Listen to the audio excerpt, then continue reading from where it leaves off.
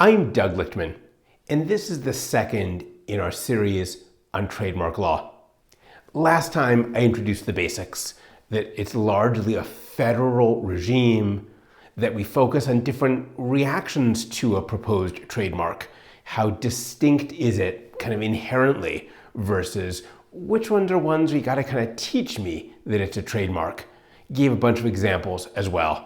This time, I want to run through a bunch of the details of the system. Some things about what it's like to use trademarks in practice, and some just details of the law. What kinds of confusion, for example, do we actually police? And so here we go. Let's start first with a little discussion of trademark clearance. And what I mean by that is sometimes you see trademark law in your business, in your interactions, because you're thinking of using some mark. And you want to know, hey, is that okay? And it's actually a really interesting kind of marketing/law moment. Here, for example, imagine you wanted to make a cereal. So you wanted to come into the market and compete with our friends Cheerios. As you know, and if you don't, you could see from a bunch of these pictures, lots of companies have come into this space. Cheerios has a whole bunch of different versions of Cheerios, but then like Trader Joe's has Joe's O's. And you could see some other examples up there on the screen. And if you're someone like Trader Joe's and you're thinking, hey, I want to come in, I want to compete, I don't want to get in trouble, you kind of end up looking at a picture like this and trying to think through, wait a minute, what part of the Cheerios box or the family of Cheerios boxes, what part of that is really doing the work for them of trademark law? Some parts, aren't. Some parts are just natural things that of course should be on the box if, for example, the cereal is round and it spends its important moments in a bowl with milk. Some of that stuff, it's not going to be things that will plausibly be part of Cheerios, either of its official trademark or its trade dress or its rights through packaging, any of that. But other stuff you sort of think about, well, is it? Might it be? What do I need to research? What do I need to worry about? This example was inspired by real litigation over the color yellow. The company behind Cheerios said, yellow is our color. And in the upper right, you see the classic Cheerios box. The upper right of the leftmost panel, or rather, you see the Cheerios box, and it is that yellow, which you probably recognize. And Joe's O's, which is in the upper left of its panel, they used a similar yellow. And the question was, is that yellow serving a trademark-like purpose such that Joe's O's maybe shouldn't use it? And then, I don't know, I think I would have been tempted to say yes, just knowing how I shop when I go to the cereal aisle. That is the color I look for. But the court looked at a bunch of stuff, and for example, it frowned upon the reality that Cheerios, the company behind Cheerios rather, when they do all these other flavors, they don't use the yellow. They use the word Cheerios written in that font almost always, and they use some of the visuals are similar box to box. But the color, yellow gives way to brown, gives way to like an orangey brown, gives way to blue, all sorts of other things. But for now, I don't want to fight the fight about Cheerios per se, but this is one of the projects. If you're entering the market, you want to compete, you want to signal what your product is, you might want to plant the seed with customers that we're kind of like Cheerios, but you don't want to cross the line. Part of the work is to figure out kind of where is the line? What is risky? What's less risky? What's not risky at all? So too, just another example on clearance and kind of design and figuring out what's okay to do. Imagine you wanted to put out the drink shown on the far side, this BAI company's drink. They call it Bubbles, some sort of grape drink. And you look around at the store and you see all these other drinks that are also grape infused, also using shades of purple, some of them using purple and white, some of them laying out the bottle in a similar way, white up high, purple down low, divided into two pieces. Many of them have grapes on them, but of course they have grapes on them. They're grape flavored drinks. The shape of the can varies a little bit from one to the next, but there are some commonalities. The puzzle, one of the cool parts of practicing trademark law, is this brainstorming. what does the ad promotion team want to do? What do they think looks the best in terms of catching the eye, communicating quickly with customers? Given that, like, how safe is that? How similar is that to choices that our rivals have made and might well have rights to? You end up looking at comparisons, doing contrasts like this. All right, that's about clearing rights. Let's talk about how you use trademarks, like in advertising.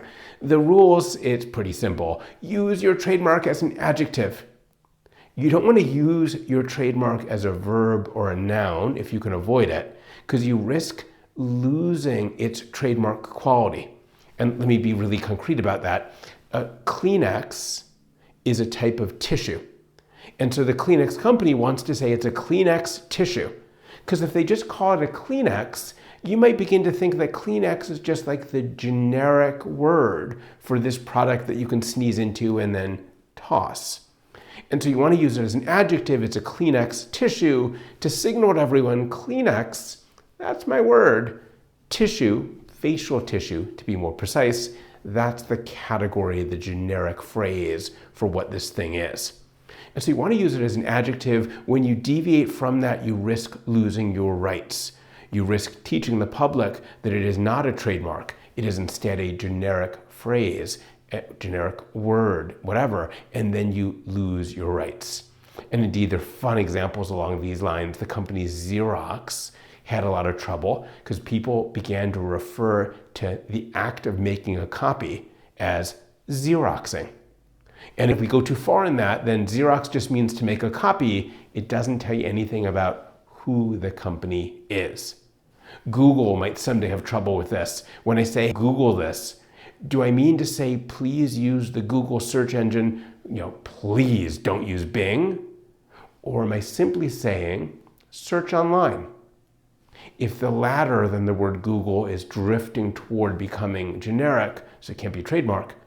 If the former, if Google is about Google, if I say, let's do a Google search, then it's working as a trademark.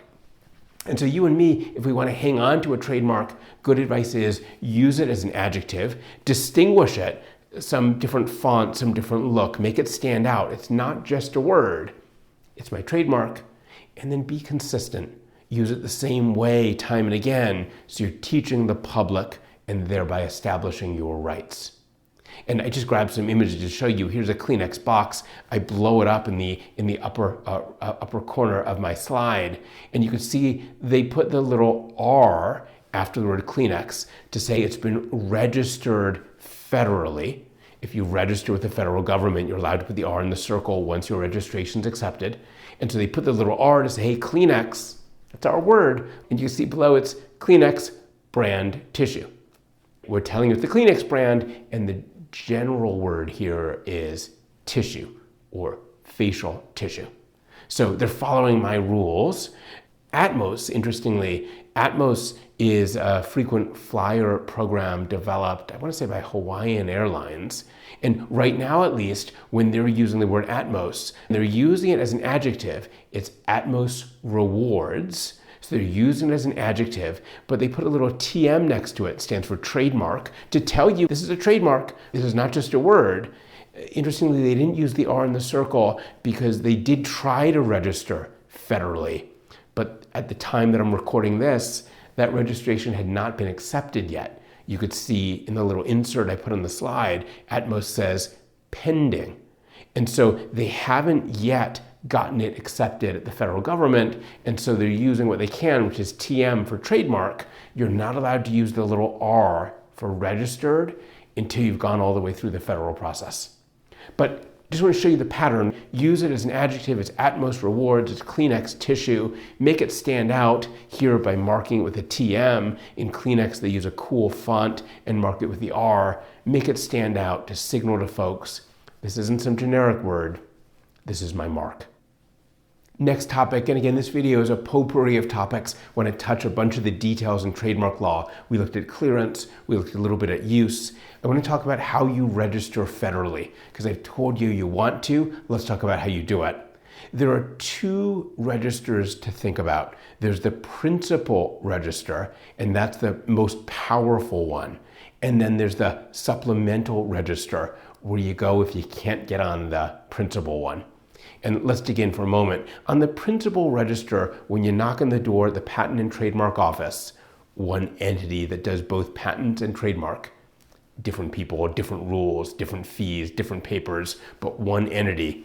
When you knock on the door at the Patent and Trademark Office, the first thing they might ask you is, are you actually using it? Because remember, in trademark law, I want you to be using it. I don't want you to just make up a new mark and kind of warehouse it. I've got a mark, someday someone might use it. I want you to make it and use it. It's about communication. And so I'm going to ask you, are you actually using it? If you are, keep going. If you're not, I might ask, do you have a bona fide intent to use? And this is actually a really subtle and wonderful insight that trademark law has built in. We recognized that you might knock on the door at the federal system before you're using it, because you want to make sure that your trademark's going to be accepted. Once the government says that'll be fine as long as you start using it, then you print your ads, you print your labels, you affix them to your merchandise.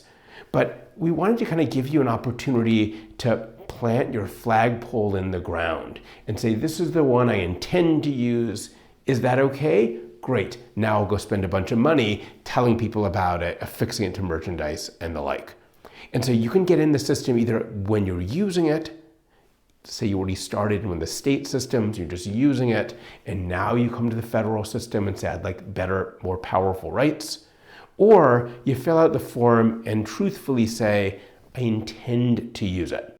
And then you got to go ahead and do it. You get like 6 months when you say, I intend to use it. You can renew up to 6 times. So you get a little runway, but the point is you can say, I want to use it, get the approval for it in theory, and then go use it. So to get in the principal register, you got to use or intend to use. Your mark then has to be inherently distinctive. And this throws back to the last video. You've got to have a mark that is fanciful, arbitrary, suggestive.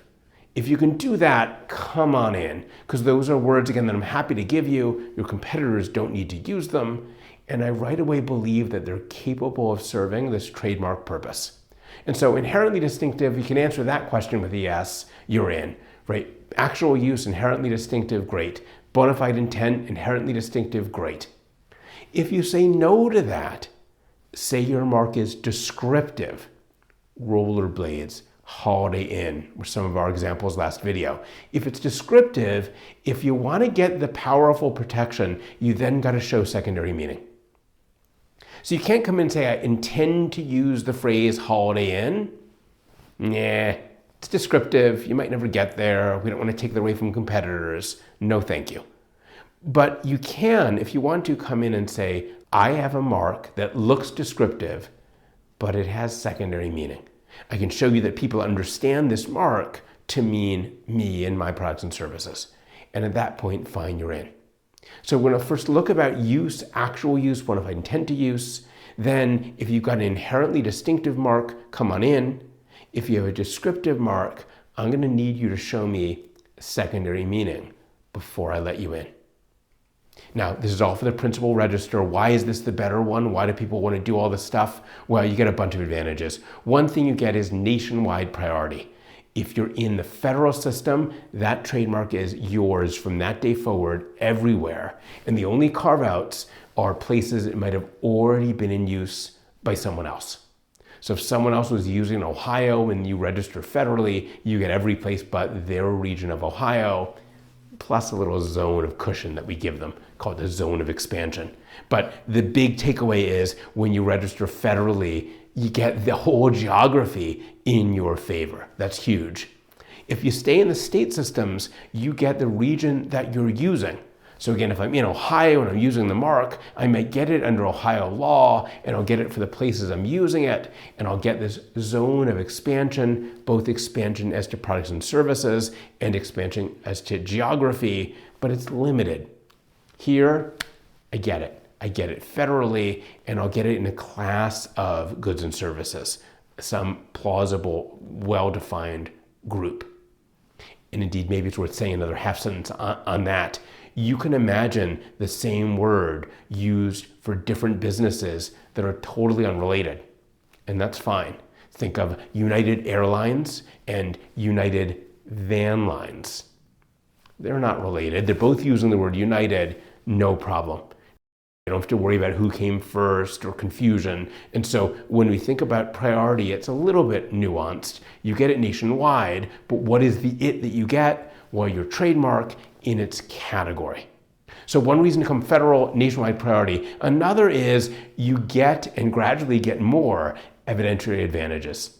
After 5 years, for example, there's this huge thumb on the scale that your mark does have secondary meaning, or that you really do own it, things like this. So you get advantages if you have to litigate for having put it in the Federal Register, announced it cleanly to everybody, nice and organized, good notice to the world. And so you get a bunch of evidentiary advantages the courts give you, recognizing that you've gone through this process. Again, you could stay in the state system, you just have to prove more. You're gonna have to prove that you have the mark, because you didn't register it federally. Maybe you didn't even register with your state. Maybe you were just using it. You're gonna have to prove a lot more in those other systems. Here, nationwide, we recognize your rights early on. Those are two of the big advantages going to the principal register. Let's now think about the secondary register. You're basically gonna get sent here if you don't qualify to make it to the better list. And for the most part, you're not going to qualify because you have some trademark and it's descriptive and it doesn't yet have secondary meaning. And so you can't fit in the better list. If it weren't descriptive, if it was a fanciful, if it was arbitrary, great, we'd have welcomed you maybe. But you have a descriptive mark, we're not sure it's ever going to cross the threshold. And so we send you to the secondary register. And so the first thing I want to point out about the secondary register is these are marks that probably lack secondary meaning, at least for now. If you can prove secondary meaning, you can jump, go to the better list. But on this list, you're indicating to the world that you're trying to get rights. You're hoping to develop secondary meaning, but you haven't yet. Another kind of interesting difference on this list, I need an actual use. We don't let you say you intend to use and then get to list yourself here. And so maybe just a reflection of the fact that these marks aren't mature yet. Right now they're just descriptions. We also adjust what we ask of you. So to get on this list, you need to actually be using it, and then it's descriptive and you haven't shown secondary meaning. You get in this lesser list, you still get some good stuff. One thing you get is being on the list is going to block other folks from filing similar applications. Your phrase is out there, if somebody else shows up, the trademark office is going to say, nah, we're not going to let someone else choose something that is super similar. It also helps in foreign countries. Different countries have different rules about trademarks, and sometimes foreign countries ask, are you registered at home? And so if you're working in a foreign country that requires that, the US lets you register, you're just a second-class citizen. All right, once you've registered, and maybe you haven't, remember there's this federal registration system on the one hand, and then these state rules on the other. And you could register with your state, or you might just be using it in your state. And through use, you get some rights in the state system. No matter how you got here, let's think about suing for infringement. Like what happens, you're building, so you've registered and you've got your mark and now you see someone else and they're confusingly close. Or you're in your state and you either registered or you're selling product and somebody else kind of mooches into your territory with something similar. You want to sue. What does suing in this context look like?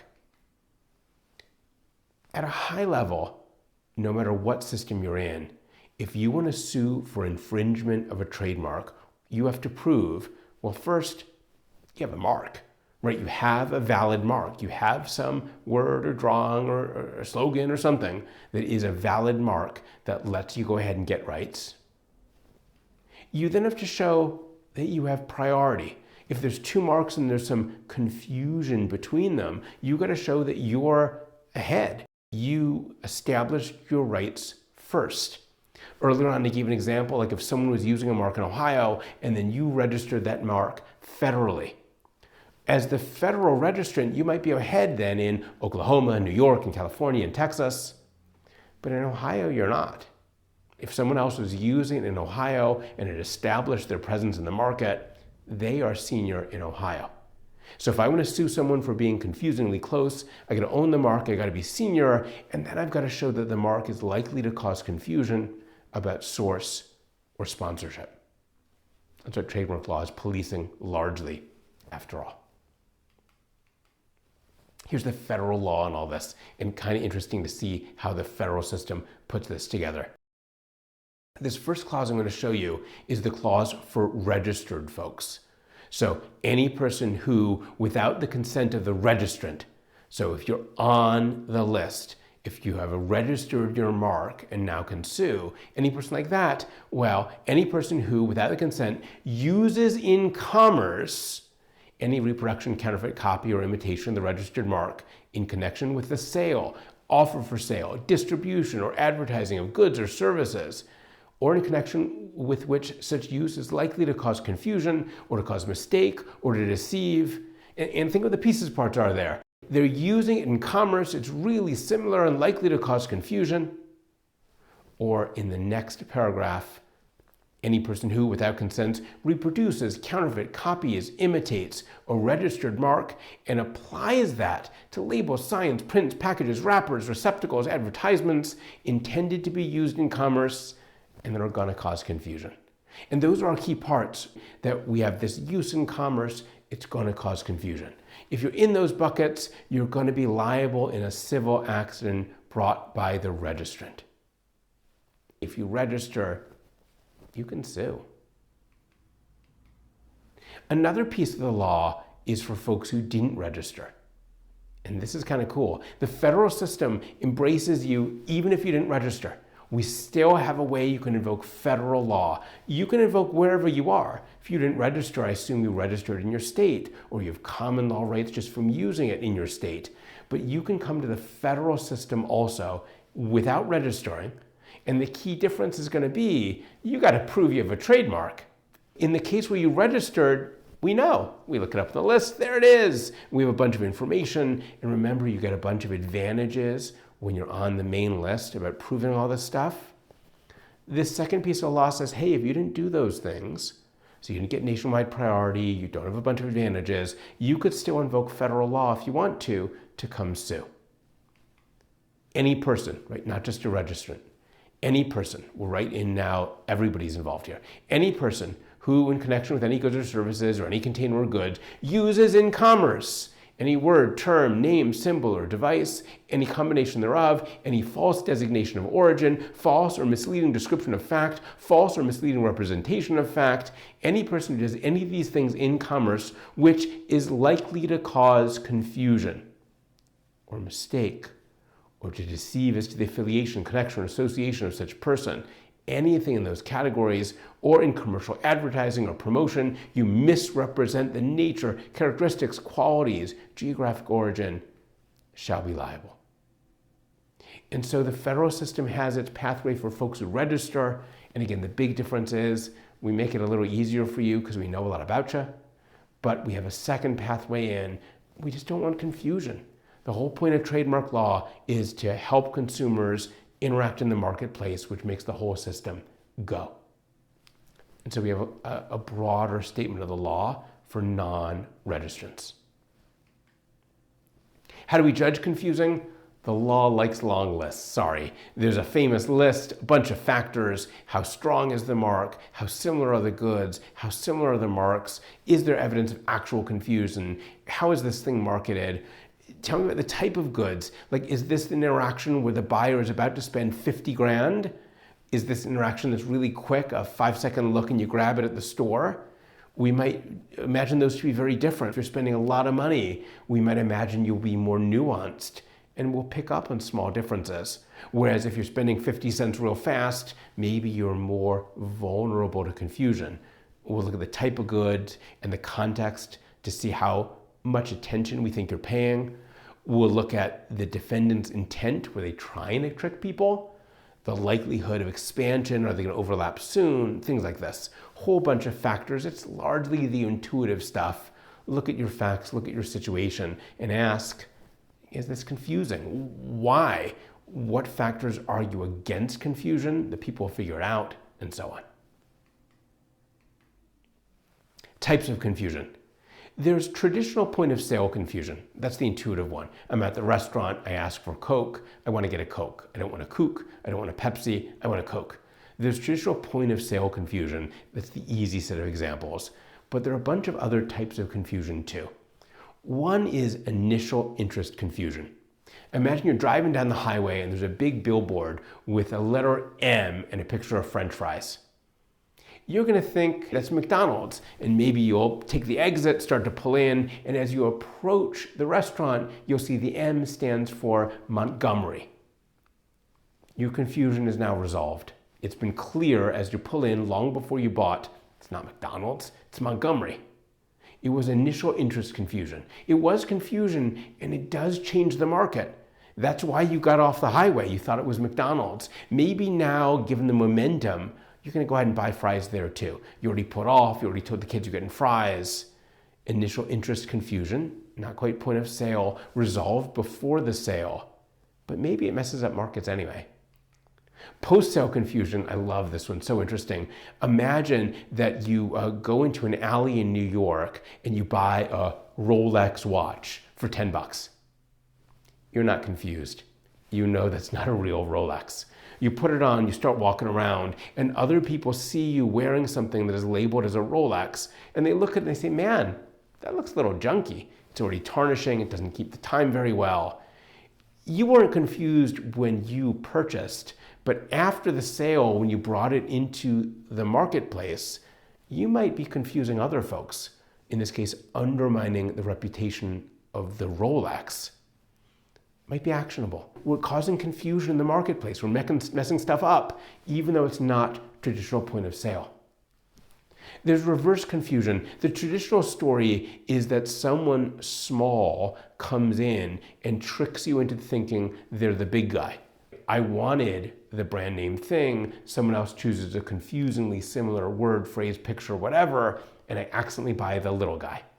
Reverse confusion is the opposite pattern. Some little guy is in the market, chugging along, but little. Some big guy comes in, chooses something similar, and drowns the little guy out. It's not like they're trying to trick the little guy's customers. It's that they obliterate the trademark momentum the little guy had. Reverse confusion. It is really similar to the story for point of sale. There are then all sorts of other stories here. In cases, you see different possible confusions, and you got to ask yourself, is it really confusing? So like I put in the note about products on the shelf.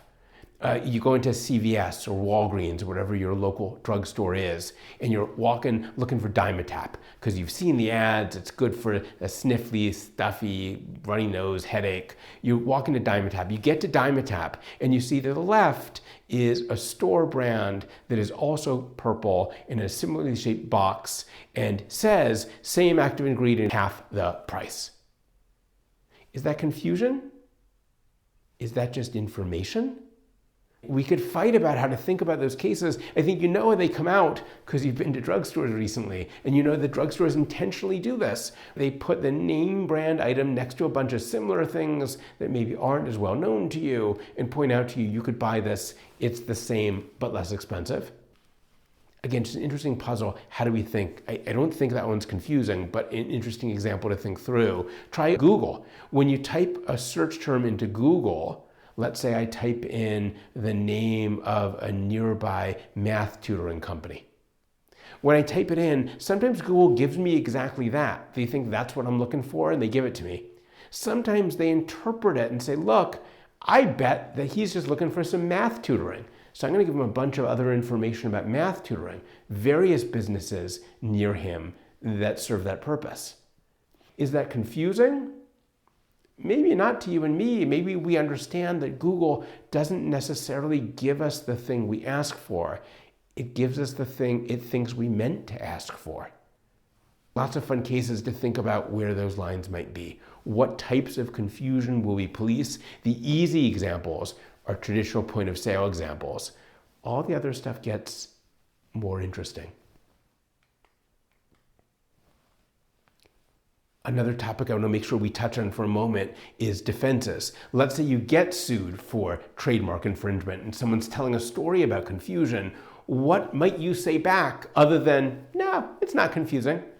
Which might be true. What a great answer. If that's not your move though, what else might you say back? Well, there are a bunch of things you could say back that might get you out of the case. One thing you could say is, my mark is functional. That this is, say, the shape of a product, and even if it's confusing, the reason I use the shape is for its function, not its trademark purposes. And if that's true, that's a defense. You're allowed to use things that are functional, even if they might be a little confusing. And note, maybe our subtle comment is, next time, other party, use a word, use a slogan, use something else. Don't tie yourself to something functional. We don't want trademark law to limit function. Bad enough patent laws to do that. And so we don't let you use trademark law to stop your competitors from doing functional things. One way to get out is to make that case. Another is to say it's generic. Maybe it wasn't originally, but maybe those nice men and women at Kleenex were so sloppy and they kept calling it a Kleenex, and people began calling it a Kleenex, and at this point Kleenex just means tissue, so I can use it too. Maybe it's generic. Maybe what you really want to say is they don't have secondary meaning, that the mark that we're fighting over is still up for grabs because there's no secondary meaning. Maybe the mark was abandoned. They maybe had rights at one point, but they've stopped using it. They haven't paid the right fees. There are a bunch of ways you could mess up as a trademark holder and kind of forfeit your mark. If they did that, maybe you can use it now. Maybe you say, hey, look, you're right, it's confusing, but remember that example about Ohio? I'm the Ohio guy. I was here first. Sorry, it's a long slide. Whole nother list on slide 2. Bunch more things you could say. Sometimes what you can say is, my use was descriptive, and so it's fair use. And descriptive here means, like the trademark example I use in the slide is for honey baked ham. It might be that capital H, capital B, honey baked ham is a trademark, and I'm just describing my competing ham product, and it is baked in honey. And so I can write honey baked ham, lowercase letters. I'm just using the words in their descriptive capacity. That's got to be allowed. I need to truthfully explain how my ham was baked. Similar, but a little different. I am using your mark, but I'm communicating something truthful about my good or service. My example here is I'm advertising that I fix iPhones. Well, I have to use the word iPhone so you know which product we're talking about. I can't do it in a way that makes people think that I am endorsed by Apple, that I'm officially allowed to do this. But if I just deliver a line like I fix iPhones, that's going to get excused because I'm not using iPhones in its trademark way to confuse people. Quite the opposite. I'm actually giving you great information. My business is fixing their product. Comparative advertising gets forgiven. You can do comparative advertising. You can mention the other guy, Wendy's versus Burger King. You can mention the other guy. Better be truthful. Don't say anything untrue about them. But you can use their name, sometimes even their images, to show a truthful comparison. Don't push it too far. Don't do it in a way that confuses folks. But you can do clear comparative advertising. Sometimes you can use the First Amendment. There's something big going on here, and trademark law shouldn't restrict this speech. That's going to be rare, but sometimes I'm doing some sort of commentary, some sort of criticism, some sort of important public policy engagement, sometimes. There's also a first sale doctrine in play here. This one is, I bought your Rolex watches, and I am reselling your Rolex watches. I can call them Rolex watches. I'm reselling them. It is legit. It is your watch. And so I can move it around when I'm selling the product under a first sale kind of intuition. It was legitimately purchased. It is a Rolex watch. Only a couple more pieces that I want to show you about trademark law. I'm going to briefly mention remedies. If I win one of these cases, what can I get? And in terms of a bunch of stuff, 3 things I want to flag. I can get an injunction to stop the other guy. An injunction that says that they can't continue to use the mark. I can make them pay for corrective advertising. If they've confused the market, unconfuse the market. Do whatever it takes to re-educate folks. I can also get cash damages. Maybe based on money they wrongly made, maybe based on profit I should have made but didn't. I can get cash damages as well. Last thing then I want to tell you about trademark law, I focused rightly on confusion, and that's a lot of the law. There is this one little fun curlicue called dilution. And these are fights where I'm not saying you confused anybody, but I'm saying you're using something that harms my trademark or business. And there are really 2 categories of dilution. One is the idea of blurring. And blurring, I have the example about In-N-Out on the screen. We know that In-N-Out makes burgers and fries and the like. And so if you see In-N-Out cleaners, you're probably not confused. You don't think, those nice people who make good French fries are now cleaning shirts also. You're not confused. But blurring would come in and say, you're kind of undermining the communicative value of In-N-Out. If people start seeing it all over in its correct use with this food chain, and now for cleaners, and maybe you're watering it down, you're blurring it, you're adding a little confusion. When I see In-N-Out, I have to think for a heartbeat before I know what I'm talking about, what items, what restaurant, what place, and so on. Blurring can only be brought by what the law calls famous marks. So not every trademark can be protected against blurring. For the most part, we protect against confusion. But for truly famous marks, we open up this category of dilution, and one thing you get is protection from blurring.